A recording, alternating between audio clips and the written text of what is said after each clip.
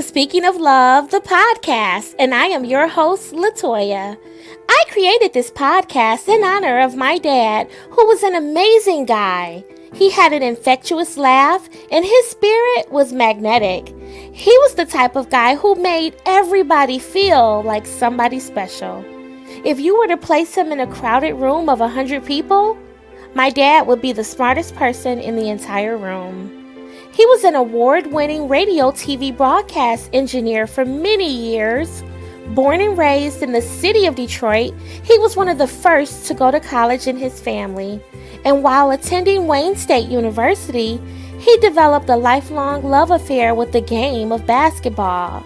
He was the shortest point guard on the team, but he could slam dunk the basketball with either hand. By all outward appearances, my dad lived a rewarding life, but there were parts of him that were known to only him. On March 2nd of 2020, my dad's private struggles became public when he took his own life in a murder-suicide. When he died, a part of me died too. And since the tragedy, I have become an advocate for mental health awareness and suicide prevention. I also created this beautiful podcast in honor of my dad and others like him who are struggling with the effects of mental health challenges. My podcast, Speaking of Love, is named after a show my dad once hosted called Speaking of Sports. Thank you for taking the time to be here with me today as we take a journey in pursuit of the strongest magnetic force on the planet Earth, and that's love.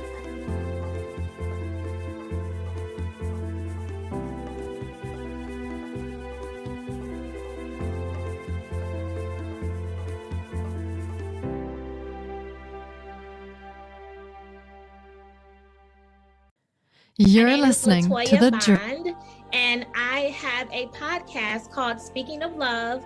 My podcast is dedicated to the memory of my dad who took his own life in a murder-suicide. Aside from that, I am a business owner. I have a home-based business. I am also a legal professional during my 9-to-5 day. And I am a person who operates her entire life on the premise of spreading love. It's the secret to my success. It's the secret to my longevity on this earth, and it's what keeps us going because love is the thing that makes all things beautiful. So that's why I'm here today to talk about my favorite subject in the whole wide world, and that's love.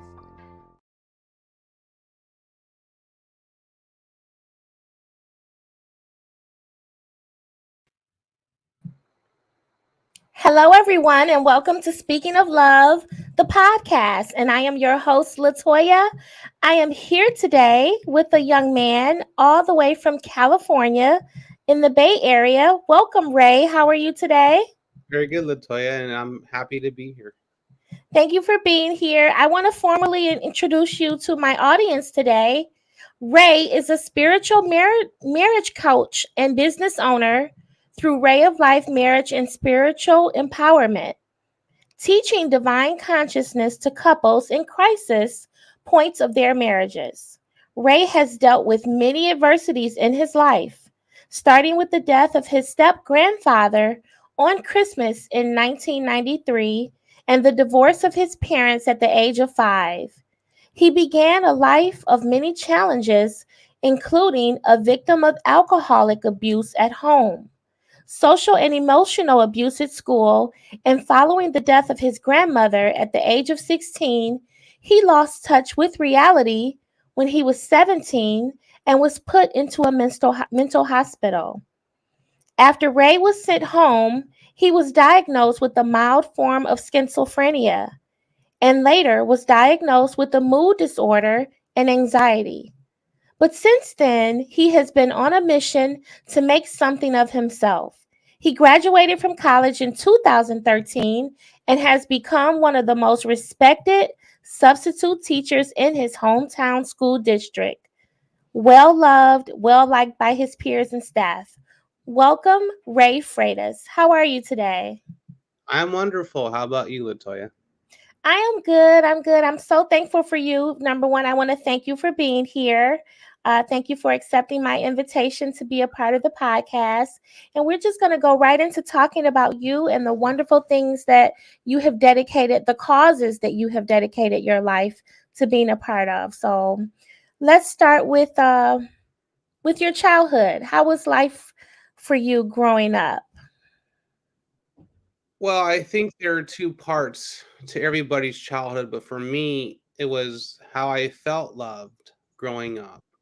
And although I had challenges, there was love. I had a very loving family.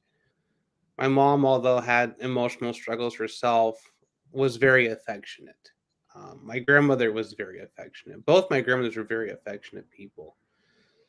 And so that helped. However, what a lot of people don't understand is just because you have food on the table and you have clothes on your back that everything is all good and gravy.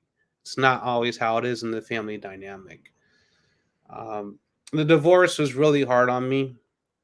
I think being an only child, not having a buddy, and being just dispersed between four different homes and not having one place you call home was difficult because Monday I'd be at my mom, Tuesday my grandmother would pick me up, then I have to go back to my mom's house, and then Wednesday I'd be at my other grandmother's and my dad's house, Thursday, Friday with my mom, and then Saturday, Sunday, every other weekend with my parents.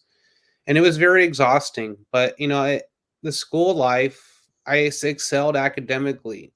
I got straight A's and got on the honor roll almost every semester, and I never viewed life as just a competition. I was never a competitive person growing up. I did enjoy playing sports, but even playing sports, I got teased and harassed and bullied. At school, I got teased, harassed, and bullied, and there were times where I just didn't want to go home to my mother because it wasn't that I didn't love her; it's just I was scared of her half the time. I didn't know which version of my mother I was going to have. And then when my grandmother died, someone had asked me to go to the junior prom, and I just kind of like I had no clue what this was. I didn't know if she was interested in me. I didn't know if she just wanted to go as friends. And my mind just went into complete. I couldn't shut it off, and Mm-hmm. it just started racing, and I just could not sleep at night. My grades started to suffer. All I could think about is this person that asked me to the junior prom. I won't say her name on live air, but it was just one of the most frightening experiences I can experience. And my mom didn't know what to do. My dad was in denial. My grandmothers, they were all scared for me. And eventually on 4th of July of 2006, I was admitted into a mental hospital. I lost touch of reality. I in the mental hospital, they will actually tell you, "Hey, can we have your autograph?" And you give you're so out of it, you don't know what they're doing. You sign over. You're basically signing your rights over to them, and then your parents have no say in what to do with you. Now, Wow. granted, this happened when I was 17. If it happened when I was 18 in the state of America, you're an adult, and when you're 18. I don't think an 18-year-old really is an adult in my mind, but in America, you are. And so this happened when I was 17. So I got real lucky. And I was in there a week. And when they brought me home, that's when my journey of really acceptance. I feel like I accepted my situation right off the bat. Hmm. I feel like in order for a mental health, spiritual transformation to take place, it starts with acceptance. Yeah, definitely. So, how are you doing now with all of this? Oh, now I'm at peace. Mhm. It really took a whole worldwide pandemic for me and me losing my job and my wife going back to school for me to realize, okay, I'm married now. Eventually, we're gonna have kids. Eventually, we're gonna have a family. My grandmother. I've been caregiving for my grandmother and my dad for the past 10, 11 years. My dad had a massive heart attack when I was 16 years old. My grandmother's been declining in health for years, and so I realized, you know what?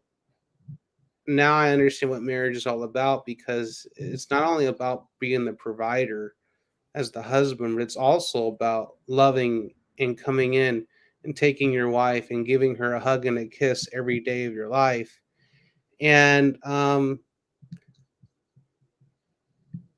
the whole pandemic for me, I feel like I improved mentally because I was able to take a year off from work. I had no distractions. It was just me and running and building my business.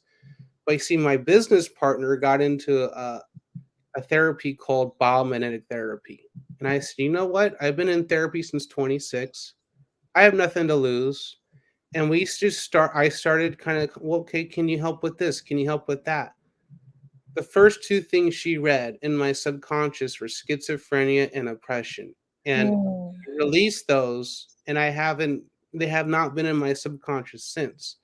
So I just started going through everything. Emotional eating, abandonment was taking out of my subconscious, and all these other, I mean, loneliness. We started getting into ancestral healing.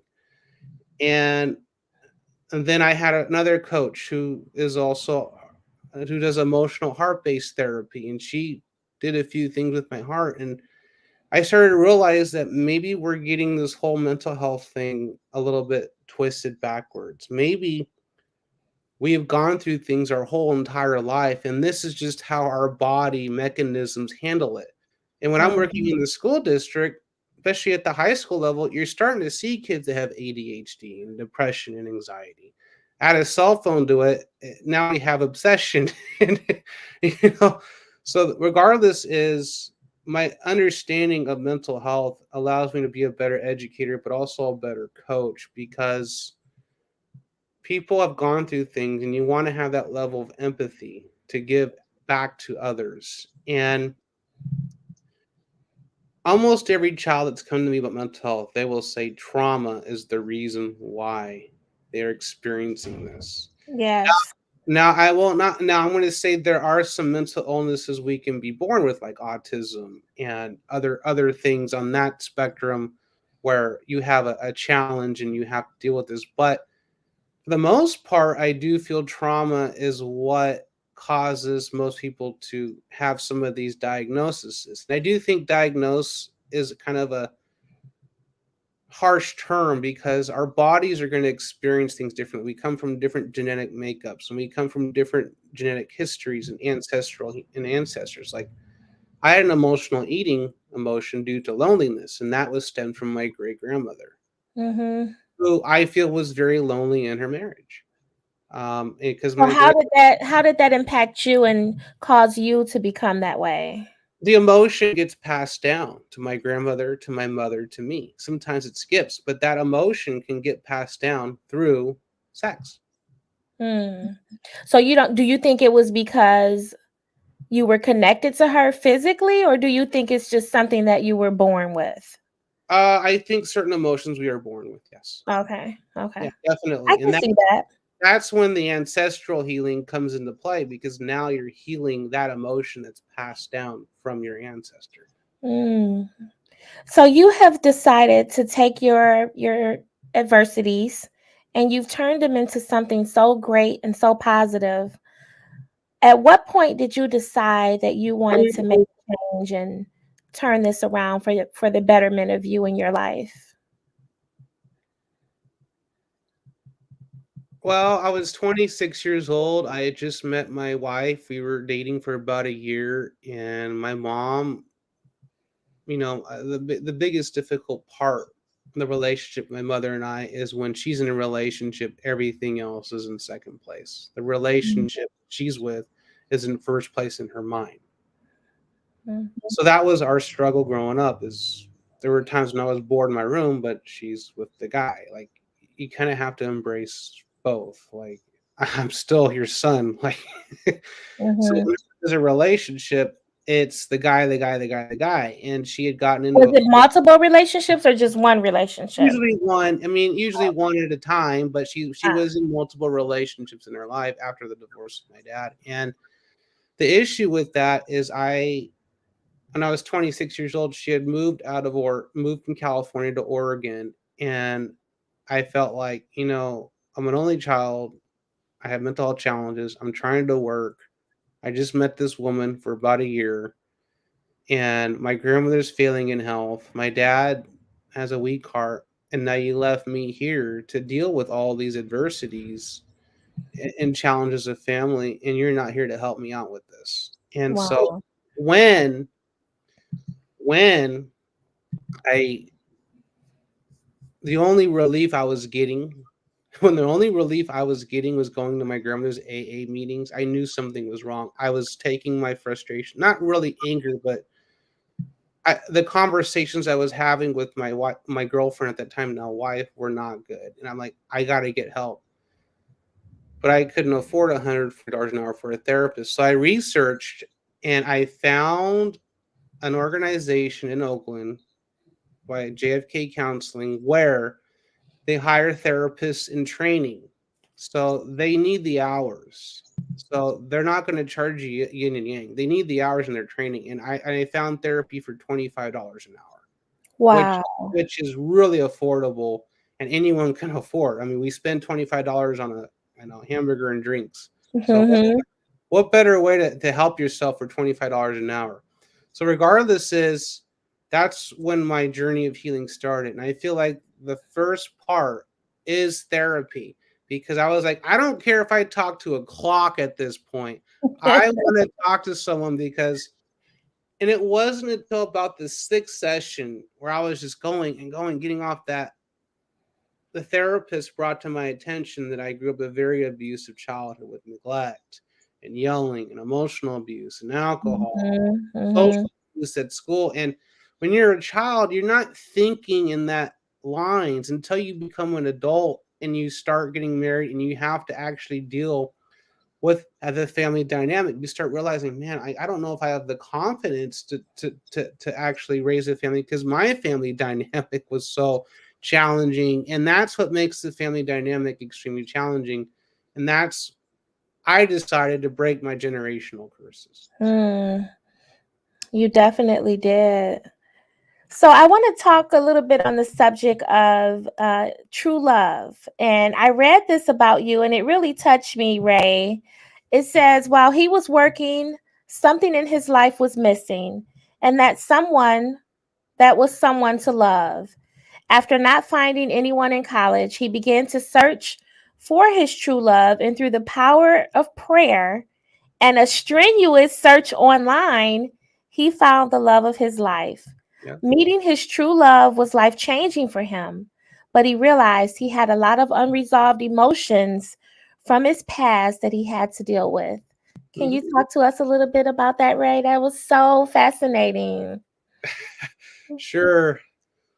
Well, it goes back to me getting into therapy. I just met her. We were dating for a year, and I was just at a very dark place in my life, and I started therapy. And therapy helped me come to the conclusion that I am worthy to get married. I am worthy to do these things. When seminary didn't work out for me, I spent a seminary.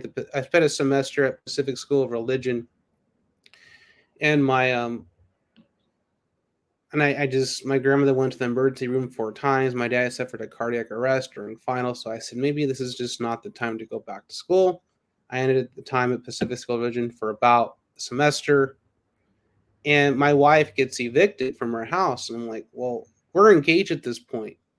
Mhm. I want to just come and live with me because I could use some help around the house with my dad. So she lived with me, and I'm thinking, well, I'm not going back to school. You want to just get married next year? And so we got married, and we found a beautiful garden, and therapy helped me in this process of transition from life, transition from uh, you know, uh, from engagement to marriage, and then and having an Indian therapist at that time really helped because my wife is Indian Hindu from Fiji. Her families are Hindu. Me being a Christian background and her being a Hindu background, it was something I had to adjust to and learn. But as I've grown older, I've realized that there's not that much difference in the philosophy of Hinduism and Christianity, and Mhm. it's about embracing and becoming better and being wholesome. And um, it may be a different vocabulary, but the language will get you to the same place. Mm-hmm. I totally agree with that. So But you have the ray of life, and I want to talk to you about your role as a spiritual relationship yeah, coach spiritual and, relationship. Yeah. and your ray of life. Talk to us about your mission, I like to call it. Well, I think my mission stems from what started when I was 5 years old. Is just this initially to what is the main reason for divorce? And what is the main underlining reason why relationships are so difficult? Because for me, my relationship's always been easy. Mm, Like we hardly ever get in arguments. Not that we don't have our spats, and not that our marriage is perfect. Um, there's a lot of couples out there that saying, "Damn, you're married to that. I don't know how you could be married like that." But mhm, we found a marriage, and we found a sense of relationship that works for us. And so for me, that's where I think the power of prayer came into my life, is because for a while I just was striking out. I was looking in the wrong places for myself. And um, I feel like, and when it comes to relationships in certain age groups, I'm not going to, discriminate here, but the essence of God has left in a lot of households. The essence of spirituality and understanding there's a divine presence out there has left so many family dynamics. In the past, um, usually when you're a teenager, you start questioning your faith, your religion. You start questioning these things. You might have doubts, especially if you've gone with traumatic families. It's like your parents are arguing, but when you're 10 years old, they're telling you to say your prayers uh, after getting in a big argument because they have to raise you, but then they're having their own issues. And to me, is what could I do to make sure this doesn't happen to kids? This doesn't happen to other families. mhm, And so for me, mental health is stemmed from really the relationships we have with others. The relationship we have with our parents, the relationship we've had with our friends, the relationships we have with just people that are acquaintances. Because food in itself is not going to cause mental health.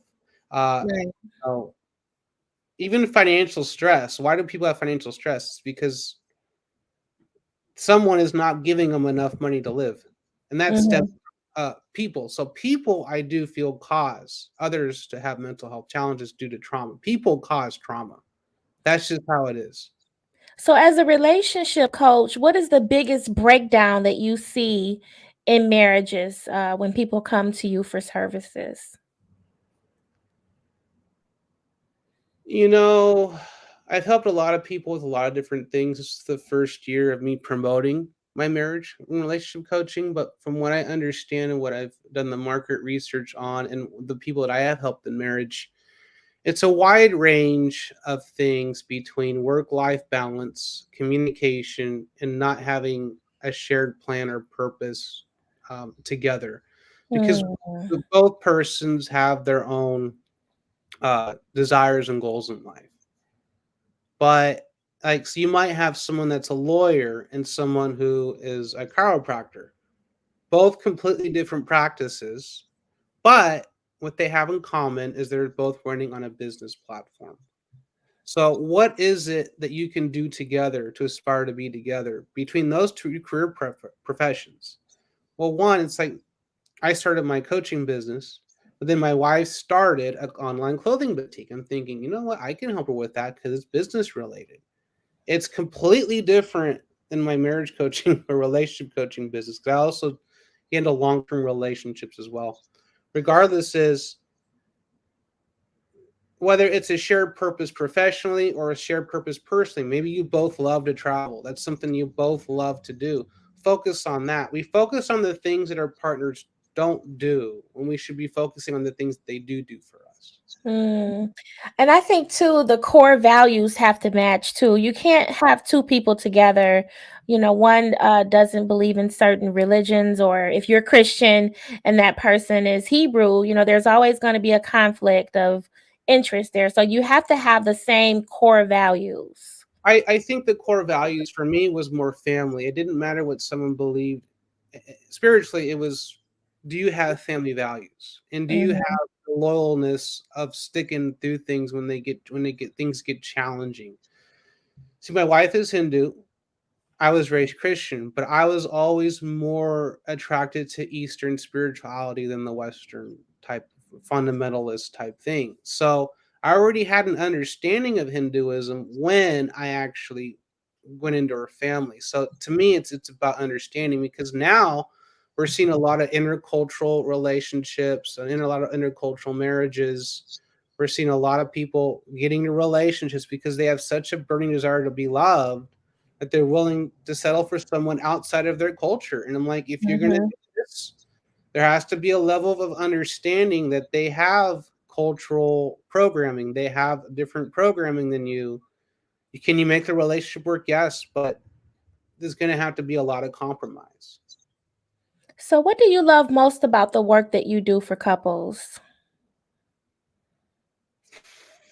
You know what I love most about my work is that, you know, people come to me when they're in crisis points in their lives, whether it's been health related, whether it's been career related, and they find someone that's gone through darkness in their life and come out the other side, and like, wow, I just love this person. Like, so for me, I think what men appreciate is that I allow them to express themselves without being judged. Mm. And I've helped women as well. But for the most part, most of my clients have been men. Whether Wow. it became health, whether it became spiritual, career, or relationship, or soul mission type work. Because I had two programs, I didn't know what I wanted to promote. Was it my marriage one or was it my soul mission one? And someone says, "Why don't you actually combine both into one?" Yeah. So I'm like, okay, I did that, and then I combined both. I restructured my business last July, and then I said, I'm just going to take a break and help my wife through her most challenging semester at school.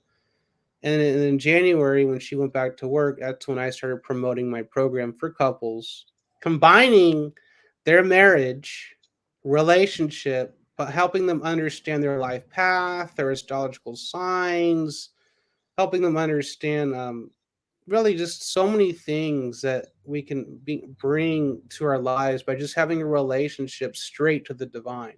And Mhm. for me, I'm doing this without the role of organized traditions and religion, because you see a sense on Facebook or Instagram. A lot of these churches are running Facebook ads to try to Yeah. get people to come to their churches. And I'm like, I've never heard of a church running a Facebook ad to have people come to their church saying God is in revival. And I'm thinking, you are struggling to get people to come to your church. You are literally struggling to get people to, so you're going to run a Facebook ad on spirituality. You are struggling for this. Mm. And it's like the Anglican Church is now saying we're not going to genderize God, which I think should have been the case in all knowledge. We can't genderize God, but they're starting to adjust these different terms for God, because the young generation might say, well, God could be a she, God could be I mean the young generation has a different set of beliefs than the older tradition, and the church understands if we don't adjust now, we're not going to sustain ourselves. So Mhm. beliefs are going to change in society, and this is where emotional mental well-being come into play when it comes to beliefs, because the traditionalists will be like, well, we're going to go and start our own church because we don't like what this pastor did, because he's changing the beliefs. But is that really a reason to add to the 40,000 denominations of Christianity already? No, Right. it's not a reason. The beliefs of society change every 30, 40 years. It was like this in ancient times. It's like this now. Beliefs are going to change. And that's why, for me, what's helped me mostly psychologically and mentally is not taking my beliefs so personal, because I know 10 years from now, my beliefs are going to be different than they are now, as they're different than they were 10 years ago. The more I have to read, because I do a lot of reading, and the more I read and the more I obtain knowledge, I believe in life a little bit differently. and I see life a little bit differently. Just because you read other testimonials, you read, I mean, I read anything. I have no fear of what I read. I mean, I've read the Bible, I've read the Bhagavad Gita, I read the teachings of Buddha, I've read astrology, I've read things in numerology. I mean, I'm constantly reading, and it's not that I don't have the same beliefs that I did when I was 20, but I've added some beliefs that could be possible. I've added possibilities. I've added things because I feel the more knowledge you obtain, the more things you can question as well. Thank you for that, Ray. I want to move on a little bit to the subject of suicide prevention. Oh, right. This podcast was created in honor of my dad, who took his own life in a murder suicide. So I want to know from your perspective, Ray, if someone is watching this podcast right now who's feeling a little down and out and they're losing their hope and their will and they don't want to be here anymore, what advice would you give them to go on and move forward just a little bit longer?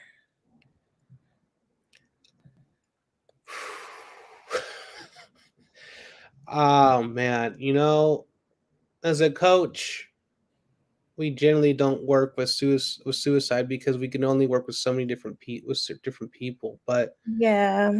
someone who has experienced mental health, I guess that would make me qualified in addressing this question. Not Well, as you a know coach. what? When it comes to suicide prevention, you don't have to be a trained professional. You don't have to have a degree.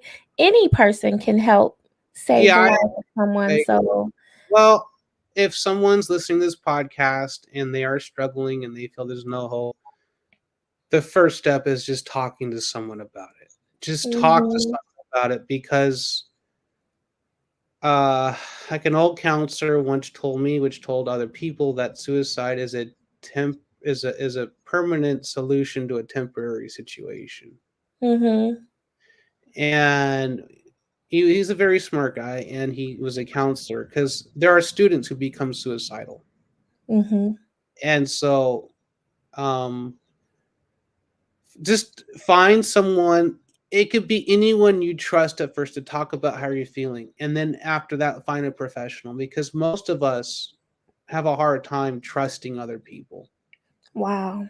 And so you find someone and just talk it out. Find someone that you just can just, hey, this is what I'm feeling, this is what's going on in my life, my family doesn't love me, whatever the case is, I lost my job. There's always a way out. And sometimes we just have to get these emotions out of our system, because I do think we go through so much challenge, we go through so much adversity that we start living in despair. They think there's Mm, they think there's no God. We think there's nothing out there that can save us and help us. And reality is, now is the time to get help. I Now like is the that. time. Now is the time. It's like that book, The Power of Now.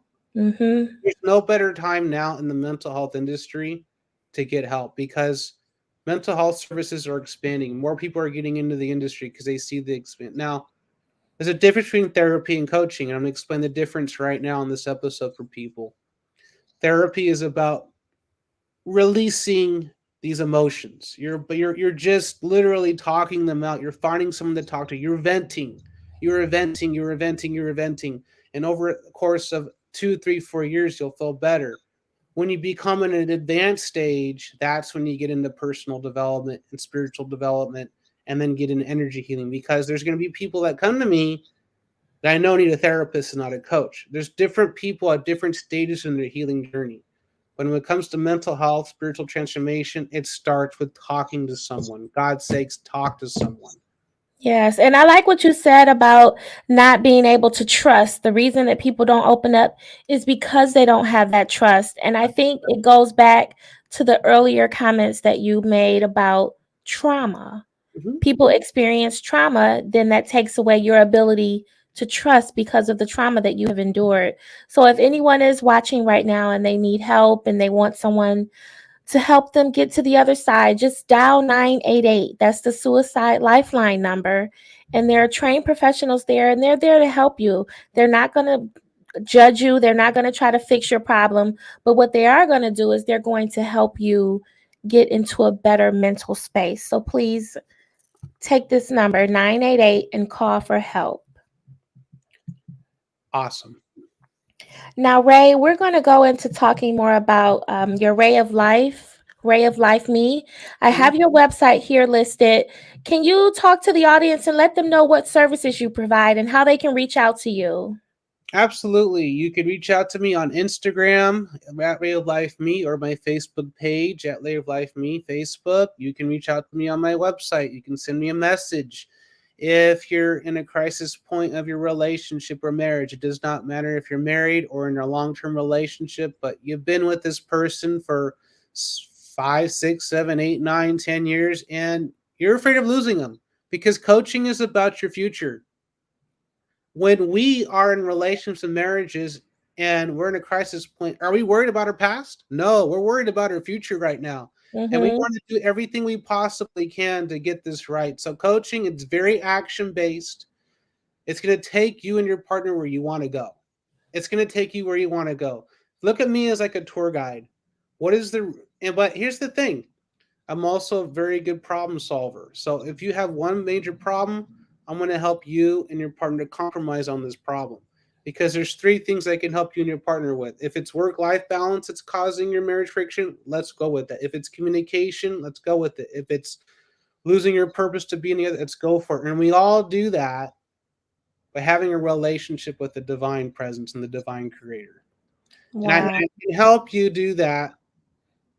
We'll just put all this religious nonsense away. Let's put all this. Let's do this. Let's do this. Let's get intimate. Let's deal with other people. Let's actually really get to the source through within us. Yes, I love what you said about let's get intimate because a lot of people have the false misconception that intimacy is about sex, and Mm, it's not. no. Intimacy is about going deep, being vulnerable, communicating beyond the surface, talking to one another. So, thank you. I love that. Yeah, absolutely. And we can have intimate conversations with friends. We can have intimate conversations with family members. We can have intimate conversations with therapists and even coaches because we're all professionals doing work. Mm-hmm. Remember, and I think the main reason why a lot of couples struggle in therapy is because they get to a therapist and now it's like, well, I got to change this, I got to change behavior, and so what coaching provides is an alternative as like, hey, this is your future. Let's start planning for your future. Let's have an action based plan, because the first year of my marriage, when I lost my job, and when I lost and like my wife was working, work life balance was our main biggest issue, and that was impacted the marriage. Mm. And so when our job got to the point where it got so toxic, I said, well, quit it. Our marriage is guided by faith. It's that simple. It's guided by faith.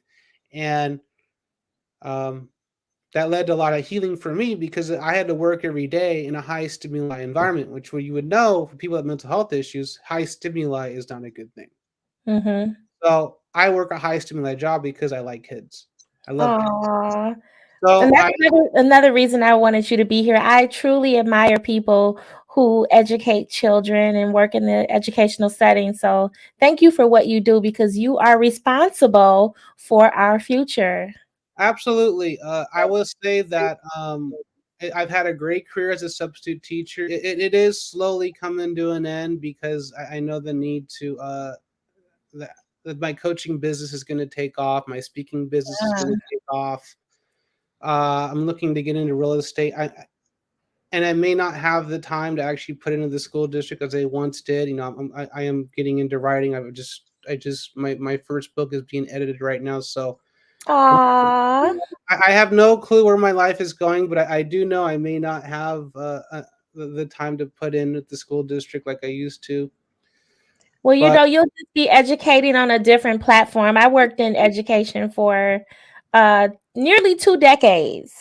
And so now that I'm not there anymore, I'm teaching in a different yes, capacity. Like this podcast is a yeah, universal, a global classroom. So just know that even though you may leave the district, you're still teaching and you're still educating. So I consider myself an please, educator because a teacher's gonna, classroom management and is gonna want to do lesson plans. something. I don't like any of that. I just want to teach, and here's the thing: is public speaking is teaching. Mm-hmm. Coaching is technically teaching. You're teaching. You're helping people with their goals, and that's what the spiritual education is about. Is let's really just have this relationship with the divine, how we can use this to accomplish our goals, we can use this healing process that I do believe that the apostles and Jesus taught was Mm. divine consciousness, was how do we transform and heal ourselves from within.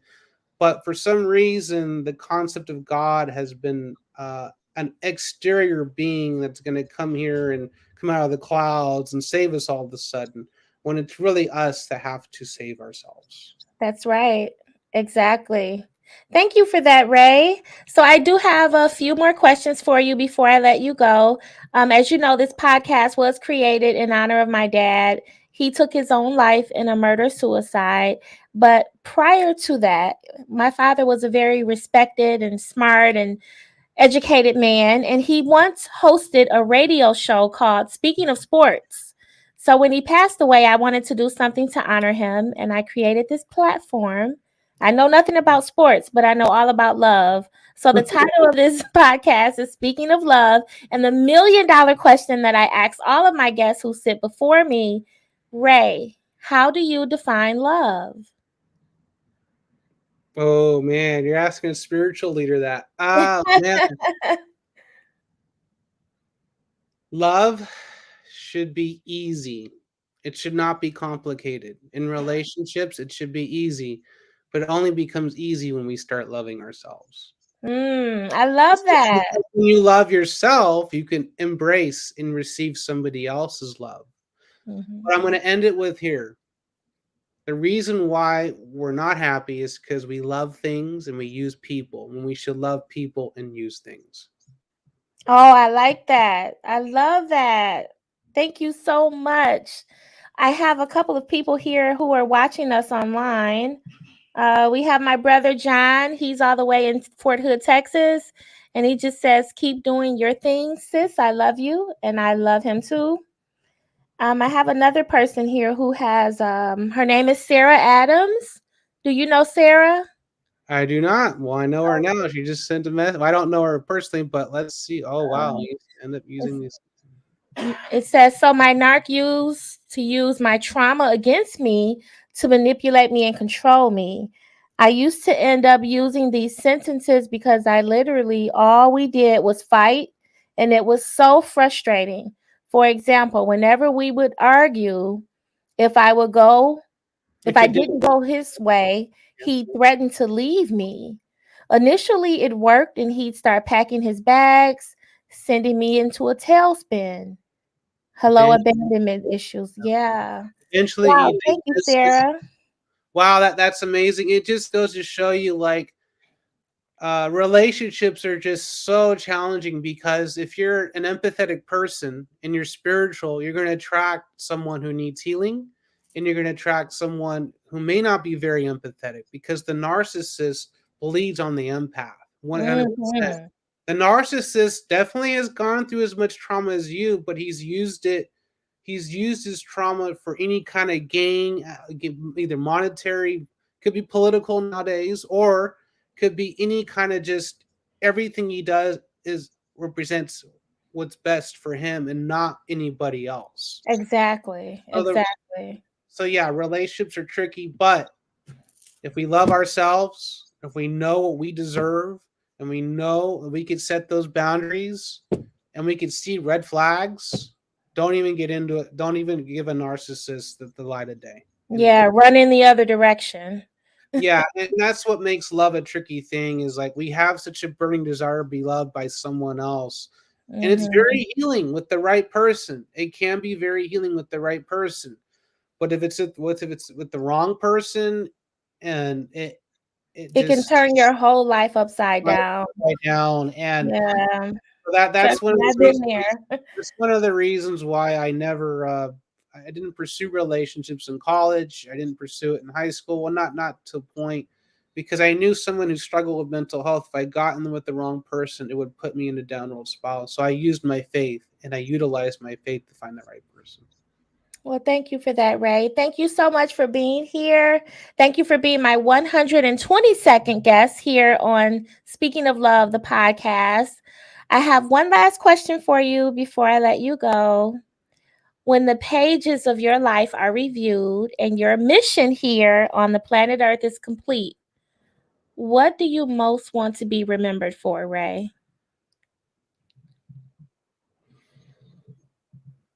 I want to be remembered as someone that just devoted his life to helping and serving others. Mm, I want to be remembered as someone who was a very honest, hardworking family man, but helped other families at the same time. I wow. want to be remembered as someone who didn't care about the money he received because he gave half of it away. Oh. So that means I have to make a lot of money to give half of it away, correct? Right. So That's awesome. I don't want to be deemed as the Christian Pharisee. I want to be deemed as someone who actually really followed in Jesus's footsteps. Wow. That's amazing. Thank you so much. Thank you, Ray. Thank you And, for that. and if you have a hard time understanding what Christian Pharisee is, and I'm going to say it right now, this is not hate speech, this is the truth. There are a lot of religious people that only seek monetary gain, and that is not what you want, and it will not lead you to happiness. What leads you to happiness is the quality of the relationships in your life. Yes, definitely. If anyone would like to connect with Ray, his website is rayoflifeme.com. And you Ray, look at me on Instagram at Ray of Life Me. I'm on there mostly. That's what I use mostly. So follow me on Instagram. okay. Thank you so much for being here, Ray. If you all have missed any portion of this podcast, it lives forever on YouTube, Facebook, and we are also available on all podcast platforms. Just type in Speaking of Love in the search bar and you will see me there. I'm on Google, Apple, Spotify, iHeartRadio. I'm everywhere. Speaking of love. So thank you for being here today, Ray. It has truly been a pleasure. And I will see you all back here real soon with another episode of Speaking of Love.